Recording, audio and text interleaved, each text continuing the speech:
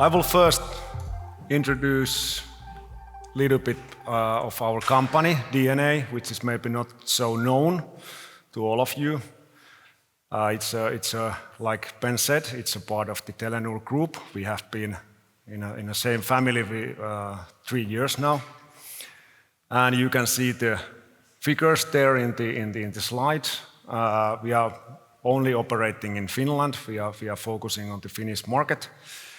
And on the TV side, we are actually the largest cable TV operator in Finland. We have about 700,000 connected households, and the total number of TV subscriptions is around 250,000 subscriptions.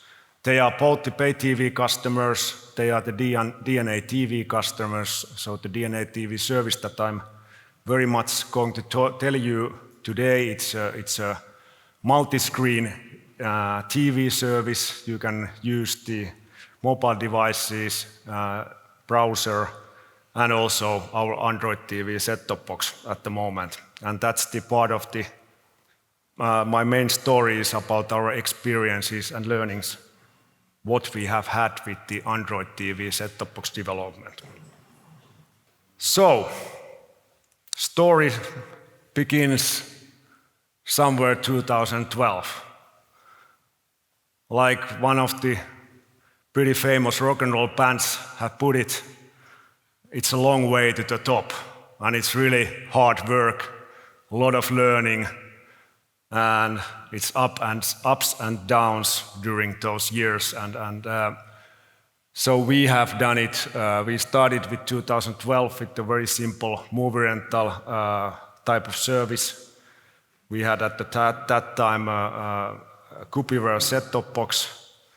It was launched together with our terrestrial DVB-T2 offering, and we were in the terrestrial business quite a many years, but now we are not there anymore. I'm very happy with that solution. So now we are focusing on the cable TV and IPTV services.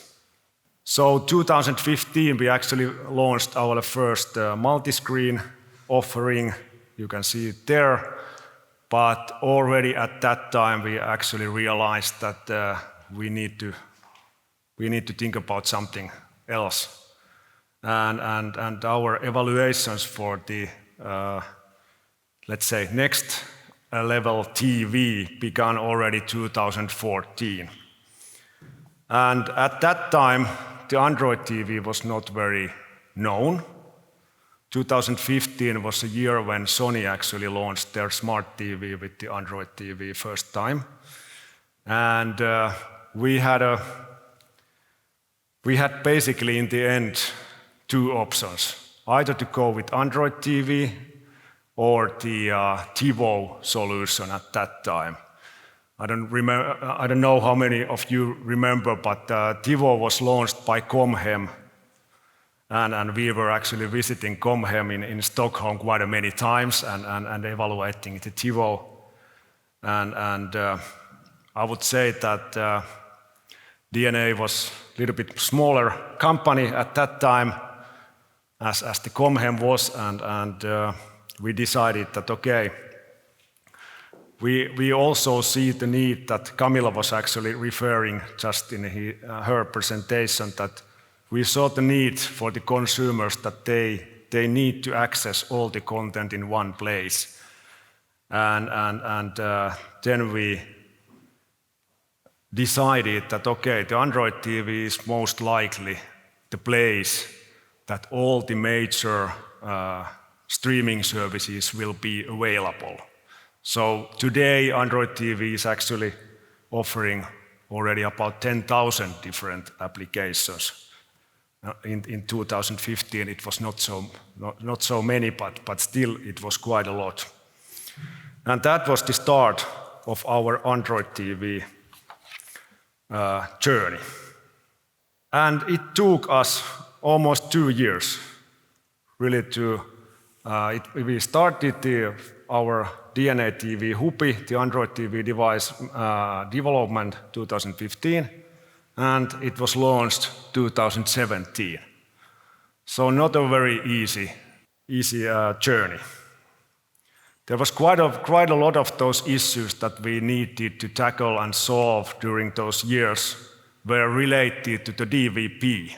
So not on the IP or the applications. It was the Finnish the DVP subtitling. That was an issue. We have twin tuners inside the Android TV set-top box. We have the hard disk recording there, making all the rules to kind of control the tuners and doing the hard disk recordings. That took time. And those were the main challenges that we had. It was also one of the first agile projects that we have done in DNA, and we learned a lot during those years how to actually make the sprints and how to communicate with the developers and how to communicate with the set-top box vendors in that sense. And something we also learned from the hard times was that when we had really the issues in the development, the best way to solve the issues is really to get the developers on site. Put them in the same room, get them to fix the problem and don't let them out before the problem is solved. So basically we had everybody in the DNA's office quite a long times to solve the problems. In the end, we were pretty happy with the when we were launching the product. It was not perfect, but it ran pretty okay with our own DNA TV application. So people using the normal TV, they have we have in Finland network PVR for 2 years. We are offering that with the free-to-air channels.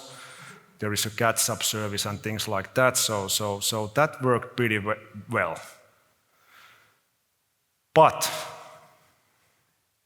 we selected the Android TV because there are many applications. And in the beginning, they were also working pretty okay. But let's say that the applications, they develop all the time, and people during those years, they started to use many more applications. So then we run into problems. So the DNA TV was working pretty okay, but those customers using Netflix, Amazon Prime, Finnish Viali, Areena, MTV Katsomo services, when they were doing a lot, then our Hupi device, it actually didn't. The performance was not enough. There was buffering and even crashing. That's a very hard learning in a ways, and that's something that it's very important to keep in mind that well, actually, the smart TVs, the manufacturers of smart TVs, they are putting more memory in the TVs. They are putting better processors. So you need to take into account when you are deciding to go with the set-top box the whole life cycle of the device, and it's really about the total user experience. So it's not only about your application or the service. When you are selling the device together with the service, if the device is not working as it should be, then your total user experience is not in a good shape. And that's what we have seen here. So we were in challenges, and then the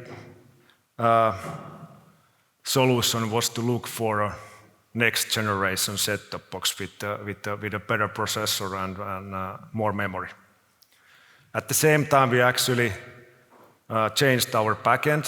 So we built up the clients totally again. So removed the clients quite in a We made big changes there. Their clients were much more visual, and we used pictures much more in the user interface. And still our Hupi 1 was behaving pretty well with the DNA TV, but the other applications were the problem that we had. And then in the last year, in November, we were able to launch our second generation Hupi device. So we call it as a Hupi 2.0. The result has been very good. It's much more smoother for the users. It's quicker. It has more power.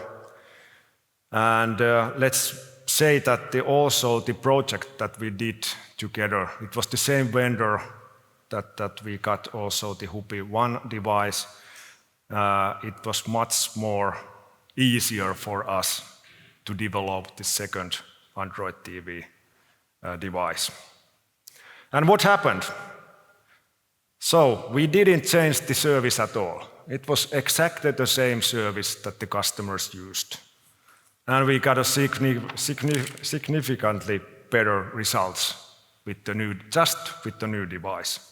So the NPS that we are actually measuring, it improved a lot. And this is the entry level or entry NPS. So the new customers, we measure it when they take the device in use. And it was actually even better. So the people who have been using the service, so the existing customers, when they got the new Hupi 2 device, they actually have to buy it. The device costs 144 euros. So they were even more happier than the new customers. So really it's about the device and service. It's not one of them, it's the both that needs to be in order. So now we are in the middle of the transition phase. So like I said, we are selling the Hupi 2 devices to our customers. We are doing the conversion every month. There are thousands of customers buying the new device, and also we get new customers. But still a major part of our customers are in the version number 1 or the device number 1.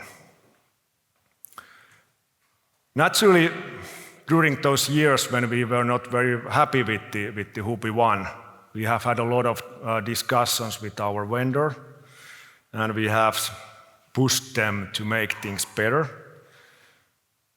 And in the end,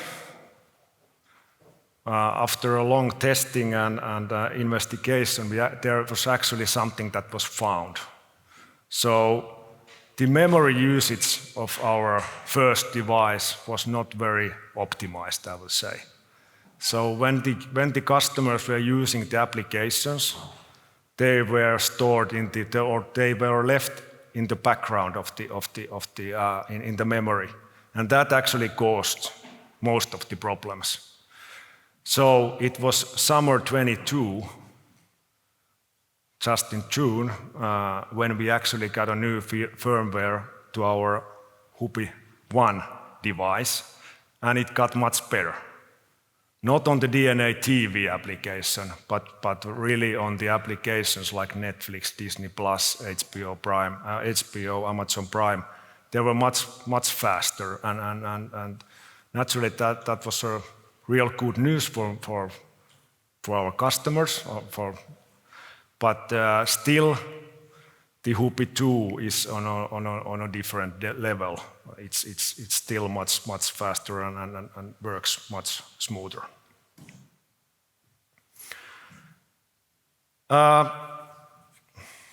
This is also a learning that we have got. The Android OS versions.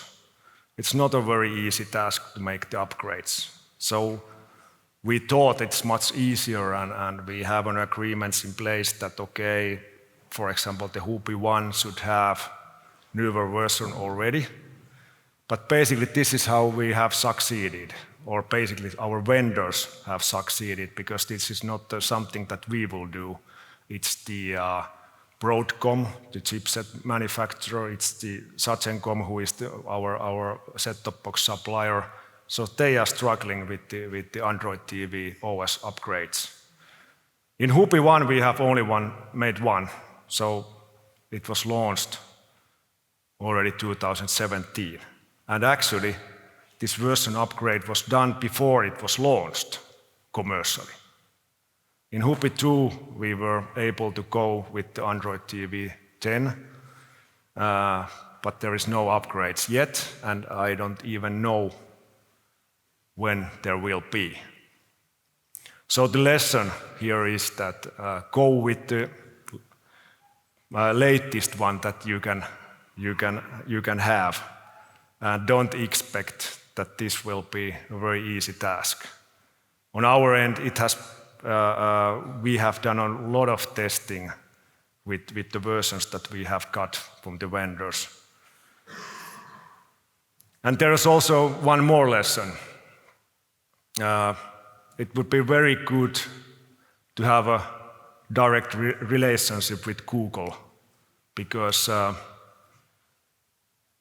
there will be also challenges with the Android TV and also the applications that the Google will have. If you have a good relationship with Google and you can call them and escalate the problems, that will also help you a lot. We just had the latest one a couple of weeks ago when there was a new version of YouTube, and for some reason it actually didn't work in our Hupi 1 at all. We were lucky to have lucky to be able to call Google directly, and they were actually reacting very fast on the issue. But it's very important that you are not just relying on your suppliers in this issue. So, as a summary, the learnings and the experience, like I said, it's not only about the service or the application that you have. It's the combination. I should have actually, now when I'm looking at the slide, I should have a multiplication there as not the sum. But if you fail with service or you fail with device, you fail on your total user experience. Then something that I haven't mentioned in my presentation before, but content is, in the end, it's the king. And from the operator point of view, the content rights actually define a lot of business that you can actually do, and it also defines the devices that you need. So we don't have the, let's say, OTT rights in Finland. So it means that we need to have our own set-top box. We would prefer to have an option to go with the smart TVs and go with the normal consumer electronic devices, but that's not an option from the content rights perspective. It's not a technical issue in any way. And set-top box development, it's not very easy. It takes time and it takes resources, and getting it right, it's a hard project. And like I said, there are ways nowadays there are maybe better ways to do it, and our latest development actually shows it. And if I would now make another project, I would go with or at least I will look for example, the Google's common broadcast stack, maybe Widevine as a CAS and a DRM. So there are many more common frameworks available, or at least close, that are coming up to help in these developments. And then something I think we have also succeeded together with our vendors is that in this development we have been able to define common incentives with our partners, and they have been based on the number of sold devices. So basically it means, not to going into details, It means that all the key players have had the same incentive. And that was that, okay, let's put the things in order and let's get the set-top box in the market as fast as we can. And then in the end, the more of the set-top boxes will be sold, the better for everybody. So the KPIs and incentives have been aligned. But then I think there has been quite a many persons already today said that in the end it's about the people. So it's the attitude, first of all. It's nothing is impossible. We can always fix it somehow. That's very important. And getting the people in the same place, that's what we have experienced that helps a lot. And also, I would say that in our case, we have been able to have a group of people from business, service development, developers, and also the deep tech people in the same room, speaking about the same language, and everybody doing a very good cooperation. And that's also a very, very important lesson for us, that it makes the things easier. Actually, like Ben said, I have almost 20 years or more than 20 years experience on the TV industry in Finland.